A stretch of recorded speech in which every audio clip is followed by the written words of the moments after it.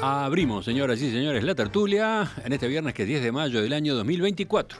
Están todos acá, vamos saludando uno por uno a Marcia Collazo. Buen día. Buenos días para todos. Al lado, Gonzalo Pérez del Castillo revisa sus apuntes. Buen día. Muy buenos días a todos, audiencia incluida. Audiencia aquí y audiencia en el exterior. Sí, por todos lados. Sigo, voy con Juan Gropone ahora. Buen día para todos. Y con Alejandro Aval. Buen día, Emiliano y compañeros y audiencia. Apuntes, decía yo. Miren, les cuento. Marcia los trae prolijamente impresos. Sí, aunque yo imité hoy a Gonzalo y tengo un papelito por algún lugar, pero bueno. Bueno, pero Marcia tiene varias hojas impresas. Miren. Y un papelito. Una hoja arrancada de una libreta. En cambio, Gonzalo, prolijamente escrito a mano todo. Sí, pero sobre todo una los letra nombres maravillosa, de claro. Bueno, ya habíamos hablado de las letras. No voy a competir no voy a plantear competencia entre Gonzalo y Marcia. Pero... Los nombres para mí son importantes. Bueno. Porque tengo dificultad para acordarme los nombres. Bueno, Entonces, del otro lado son complejos. Juan está pronto con su tablet ahí, tiene todo listo. Y Alejandro, todo en el cerebro. Nada más que allí. A veces puedo mirar la pantalla. Trae libros, trae cosas también. A veces puedo mirar la pantalla de Juan. Hoy no. Y además le copia, Fran, es verdad, además le copia. Bueno, vamos, tenemos un par de temas para conversar con ustedes esta mañana.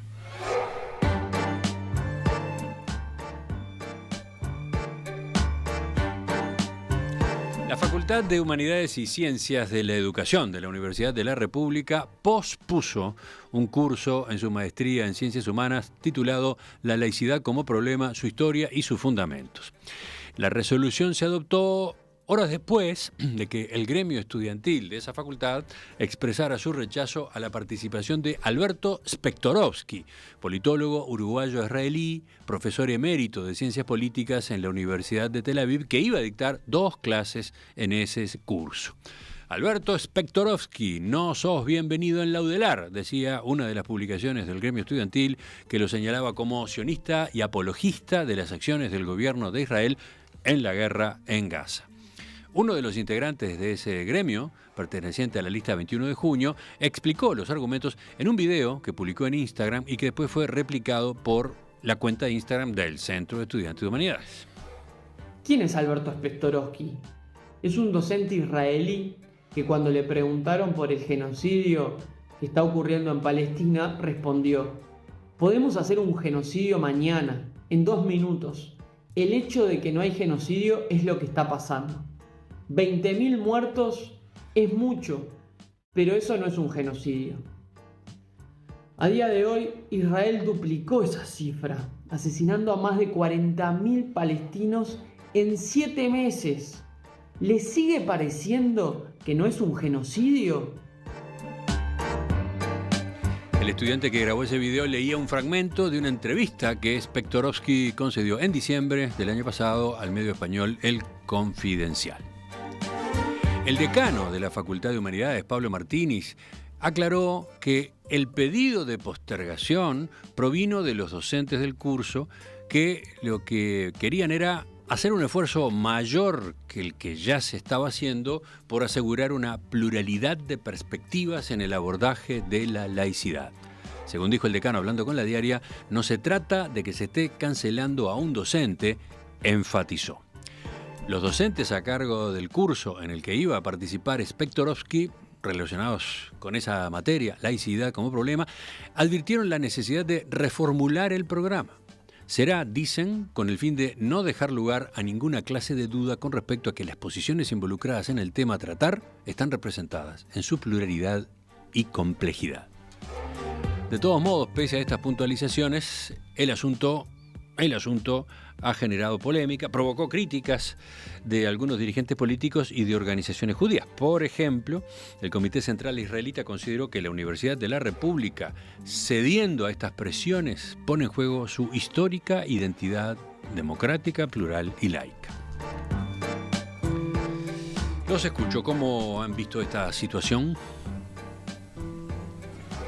Hay delegaciones parlamentarias incluso, ¿no? Porque se ha convocado a que las autoridades de la Universidad de la República comparezcan en el Parlamento. Están citados a la Comisión de Educación y Cultura de la Cámara de Representantes. Yo creo que es un bochorno, pero como la UDELAR no es mi alma mater, le dejo a los contertulios que estudiaron allí que hagan primero sus declaraciones. La Universidad de la República no es tu alma mater. Sí, no estudié ahí. Ah, por eso. Bueno, pero igual. Opina mucha gente sobre estos temas sin haber pasado por la UDELAR. Pero no digo, claro, pero en presencia de dos figuras de la UDELAR, como tengo enfrente, tres, perdón. Sí, claro. Marcia también se graduó allí. Imagínate. Bueno, ¿quién va primero? Marcia. Bueno, yo creo que sí, que es mi alma mater, sin ninguna duda, la Universidad de la República. Una Universidad de la República que además se ha caracterizado por su solidez académica, no solo en Uruguay, sino en el mundo entero. Y también está asociada, como toda universidad, desde sus más profundos orígenes medievales, a la lucha por la libertad del ser humano en todas sus expresiones. Libertad y dignidad. Entonces, yo no sé hasta dónde calificar esto de bochorno. ¿Por qué? Porque si bien me parece que sí, que de repente hubo una infeliz acusación, ¿sí? Yo creo que es injusta la acusación al docente.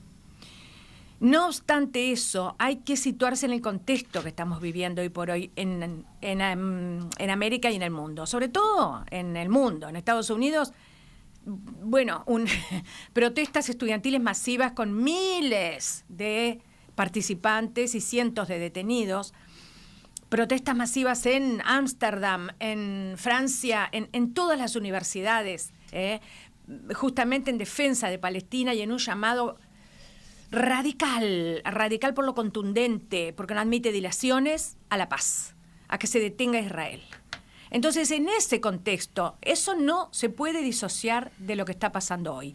Yo creo que, más que un bochorno, esto debería ser un llamado de alerta para que se dé de una vez por todas en el seno de la Universidad de la República un debate en profundidad, desterrando todo aquello que yo entiendo que son falacias en estos temas.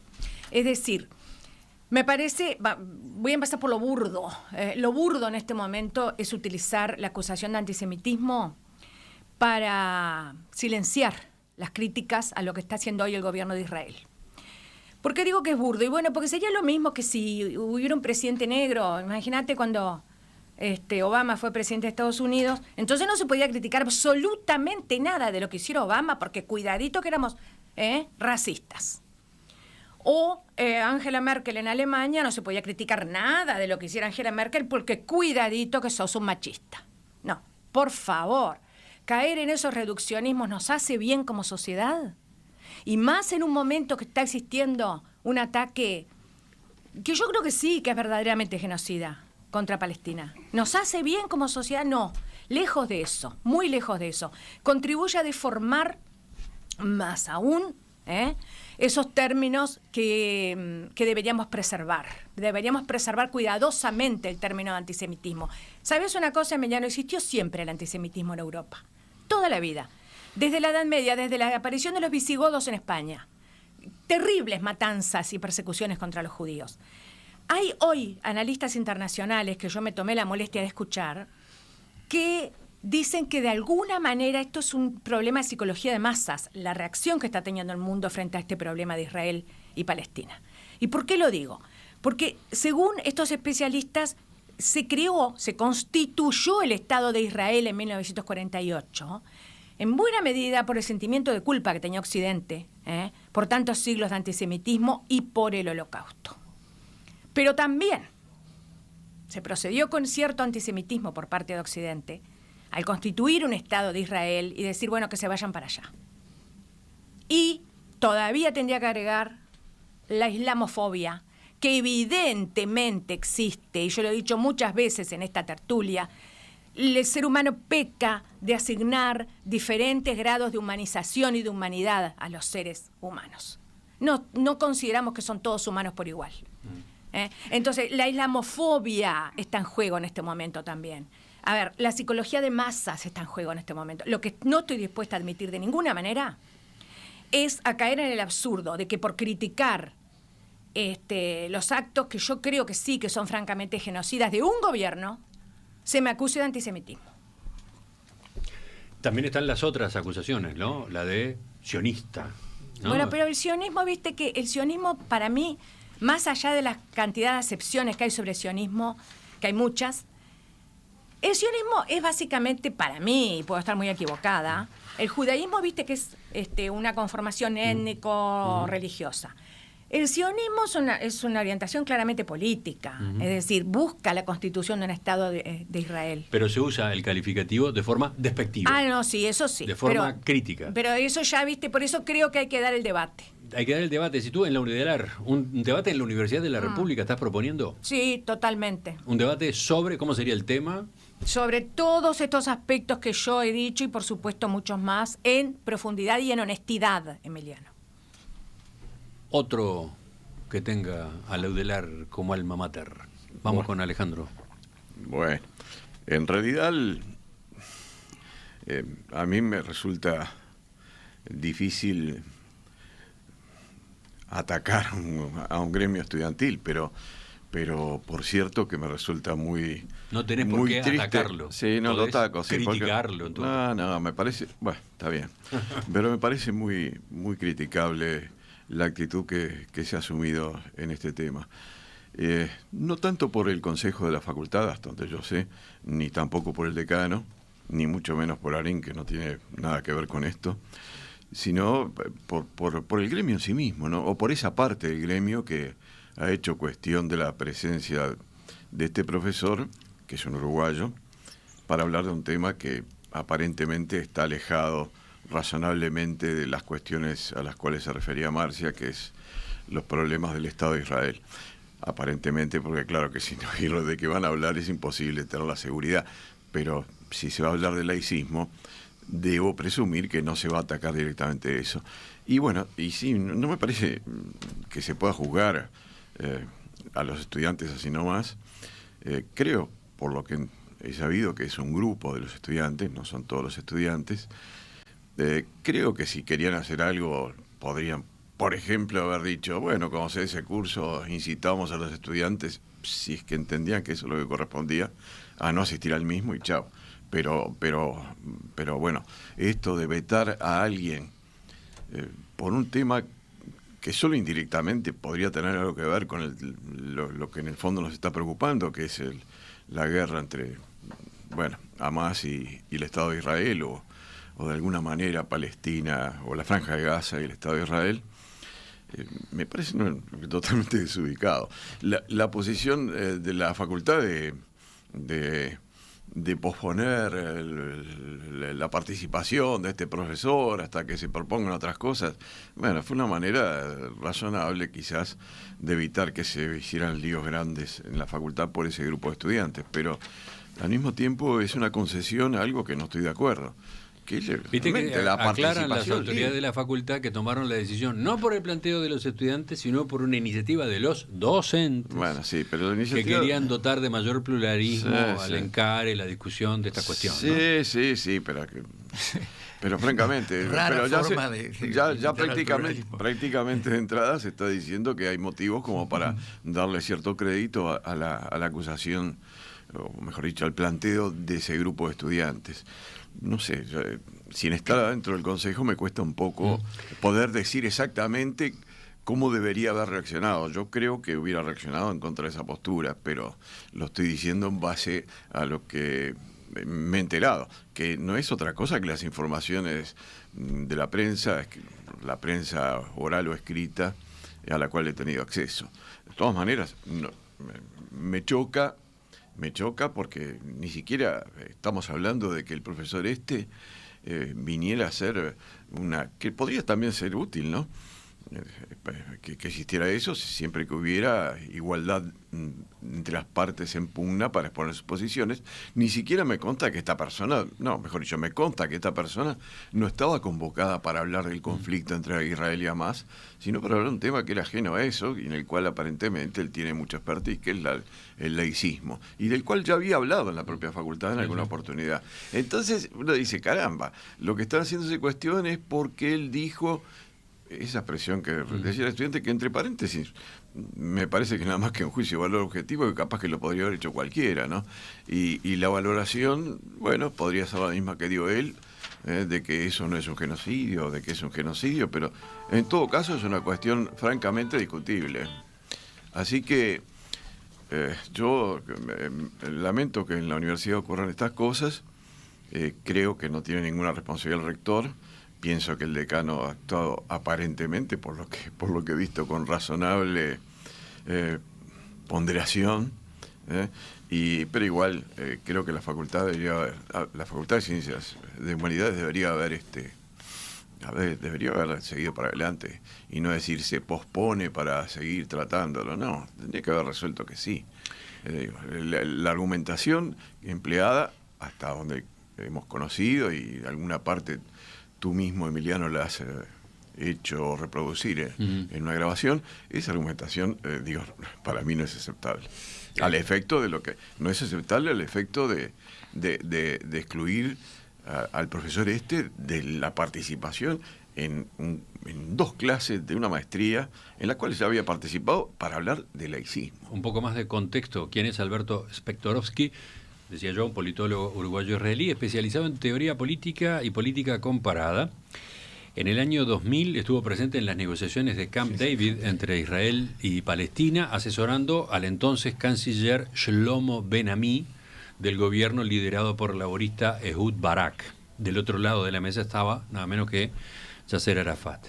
Años más tarde integró el grupo negociador que trabajó en el proceso de desarme y disolución de ETA, la organización terrorista vasca ETA. Y ayer, bueno, después de que pasó todo esto, lo consultaron en la prensa. Él dijo, bueno, con decisiones institucionales no me quiero meter, cualquier decisión que tomen la acepto, porque iba a participar como docente invitado. De todos modos, sí se expresó sobre las manifestaciones del Centro de Estudiantes. Dijo, utilizaron temas a los que me referí con observación analítica. Es cuando uno dice, si sucede esto, me parece que va a pasar esto. No es que quiero que suceda, sino que me parece que puede pasar. Respecto de lo dicho sobre el genocidio en particular, aclaró, dije que lo que hizo Hamás fue con mente genocida porque quiere eliminar al Estado de Israel. Israel, en tanto, teniendo todos los instrumentos para eliminar al pueblo palestino, no lo hace, ni se piensa en eliminar a los palestinos.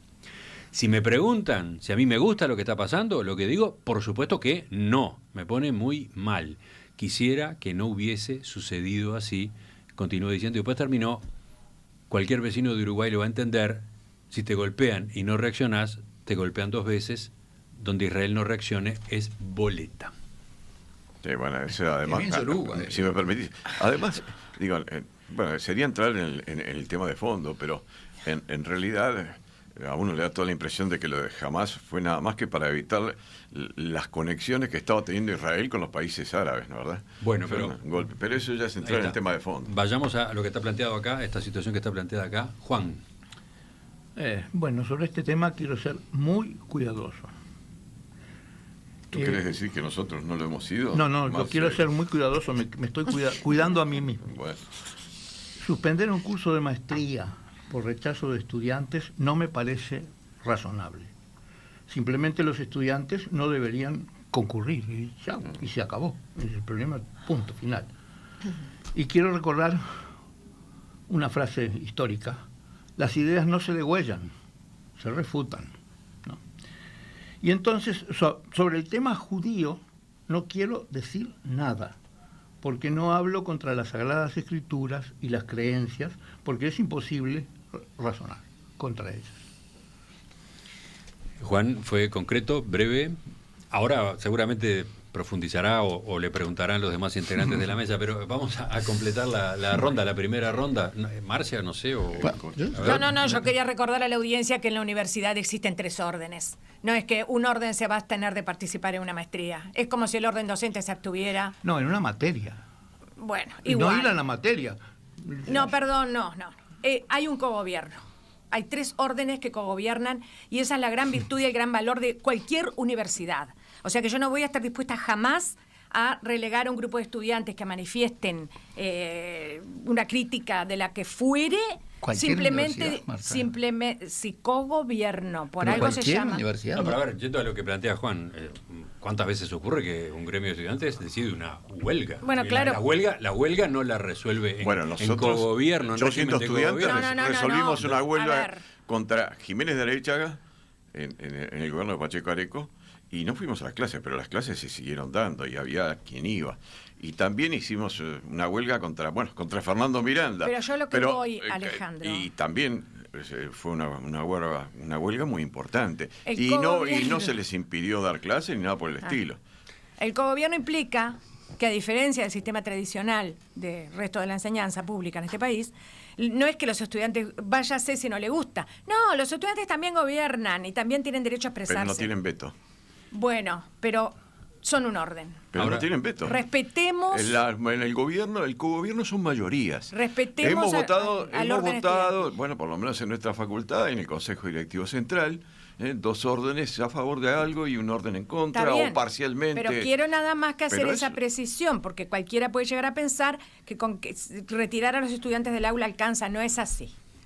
Yo quiero hacer Pero otra retirar precisión. a los estudiantes del aula después que se resuelve que se va a seguir dando la clase en el aula. Si la mayoría está dentro del cogobierno, está de acuerdo con que siga dando las clases, pues se siguen dando Bueno, las sí, clases. pero no es y lo no es que la proponía situación que Juan, y estamos también analizando. propuse antes yo, fue si algún grupo de estudiantes no quiere asistir y quiere manifestar que, por la razón que sea, que nos parezca lógica o no, que no quiere asistir a las clases, pues no asiste. Pero, Bueno, dejan Está que bien, intervenga Gonzalo y después vuelven todos los demás. Muy bien. Bueno, yo diría que en una universidad, en cualquier centro de estudio académico, en una situación de conflicto muy, muy serio, como es que ya lleva 75 años, lo peor que puedes hacer es cortar el diálogo. Lo peor que puedes hacer es no hablar más. Porque entonces la única solución que tenés es ir a las armas. La única solución que tenés es la violencia. Entonces, a mí que un centro de estudio de mi país, a una persona que evidentemente está calificada, porque como bien dijo Emiliano, no lo voy a repetir, es una persona que ha participado en incluso negociaciones de la época de Yasser Arafat y de Barak, que estuvo presente, y que viene a hablar sobre el laicismo, en un momento en que efectivamente este conflicto está contaminado de aspectos que tienen que ver, como se refería tangencialmente Juan, a 2 religiones distintas. Y dentro de esos, a gente extremista. Porque los de Hamás son extremistas. Y mi impresión es que el gobierno del señor Netanyahu y su coalición de gente de extrema derecha ultraortodoxa también tiene una beta que es religiosa, pero que yo no creo que represente la opinión de la mayoría de los israelíes. Los israelíes y los palestinos han convivido durante todos estos años, muchos de ellos, en paz. Sí, y esa es la realidad. Y eso es posible. Ahora, no es posible si tenés extremismos de un lado y extremismos del otro. Y si uno dice la única forma de que yo pueda existir como musulmán en este territorio es echar a todos los israelíes al agua y viceversa. Es decir, yo no estoy de acuerdo con cómo está el señor Netanyahu y sus ministros de Defensa y compañía manejando este conflicto, evidentemente. Ahora, creo que tenemos que estar abiertos a decir, bueno, vamos a volver a poner las cosas en su justo lugar y ver qué salida tenemos que no sea seguir bombardeando y seguir matando gente. Y me parece que un centro de estudio, si viene una persona con estas características, porque dice que es sionista, ¿cómo no va a ser sionista? Yo también soy sionista. ¿Quién no lo es? ¿Cómo vas a negarle al pueblo de Israel, a los judíos, que han sido perseguidos, como bien decía Marcia, por siglos y de la forma más cruel? ¿Cómo le vas a negar el tener un lugar en el mundo donde se puedan sentir seguros y tranquilos? Una de las confusiones que existe con respecto a ese término, que se utiliza, como decía yo hace un rato, muchas veces de forma despectiva o crítica, una de las confusiones es identificar sionismo con derecha, ¿no? Y resulta que No. Hay sionistas de izquierda. Pero Y por este es el supuesto. caso, ¿no? Pero sionismo este es es el caso de Spektorovsky. El sionismo es simplemente que el pueblo hebreo tenga un lugar donde pueda vivir tranquilo, sin peligro de que los echen, como sucedió en todas partes del mundo. Es decir, después de la partición y que se creó el Estado de Israel, de los países árabes expulsaron más de 600.000 judíos que se fueron a vivir a Israel, naturalmente. Acá... Ahora, eso no quiere decir... También expulsaron palestinos de Sí, la sí. Tierra de Israel. No, acá hay... La Nakba, por O supuesto que sí. o por lo menos los han tratado como ciudadanos de segunda. Bueno, Sin exactamente, duda, es sin un poco duda. lo que decíamos antes, ¿no? O sea, yo creo que acá, además de echar la mirada sobre esa psicología de masas que está instalada, también deberíamos aprovechar esto como una oportunidad, esto que sucedió en la facultad como una oportunidad de abrir la puerta a rebeldías contra lo que se considera por parte de muchos una gran injusticia, ¿no? Una gran injusticia que bueno, se viene cometiendo desde hace mucho tiempo, seamos sinceros, no es de ahora, aunque ahora estamos en medio de una confrontación terrible que tiene a todo el mundo en vilo, pero que tenemos todos la responsabilidad de tratar de resolver. Y cuando digo todos me refiero a la humanidad en su conjunto. Tú te referís a la autodeterminación del pueblo de Israel. Yo me refiero a la autodeterminación de todos los pueblos en general. De acuerdo a los más antiguos principios del derecho de gentes. ¿Te acordás que antes se le llamaba derecho de gentes al derecho internacional? Y hay un derecho que es el que está comprendido dentro del famoso ius soli, que es el derecho al suelo. Entonces, pero ojo, porque ese derecho al suelo no lo tienen solo los judíos, por la tierra prometida y por las grandes y muy respetables, ¿no? Reivindicaciones que realizan. Pero ese derecho también lo tienen los palestinos. Sin duda. Y lo tiene en general la comunidad árabe. Porque si no fuera así, seguramente no estaríamos en este momento enzarzados en un conflicto que no es solo bélico, sino que es también de naturaleza moral. Es decir, yo les pregunto a los oyentes, ¿es justo que por atacar al terrorismo de Hamás se termine sepultando entre escombros a 40.000 inocentes? ¿Es justo? Eso no tiene nada que ver con los calificativos, ni de sionismo, si vamos al caso, ni de antisemitismo, porque la política de la cancelación tiene que correr para ambas partes. Si acusan a los estudiantes de ejercer una indebida política de cancelación con respecto al docente, que a mí me parece muy bien, que el docente tiene todo el derecho y es más, seguramente les estarían haciendo un favor a los estudiantes, el docente, si le permitieran pronunciarse y analizar la cuestión. Pero a ver, pero ese derecho no a la política de la cancelación lo tenemos todos. Entonces eso es lo que hay que mirar también.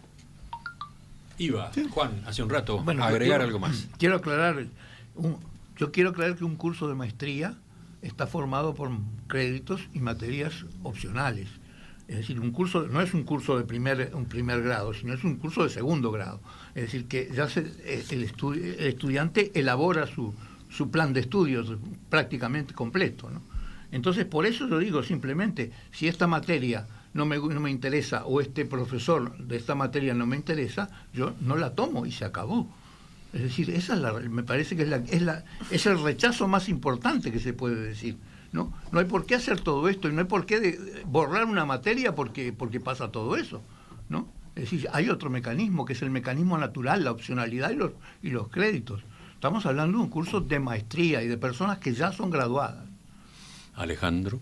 Sí, en algunas oportunidades en la universidad, en la época que viví como estudiante y después como docente, los primeros años en particular, teníamos un rechazo fuerte de algunos docentes, por razones más o menos similares a las que podrían estar esgrimiéndose. Era por razones políticas en última instancia, vinculadas a la ideología.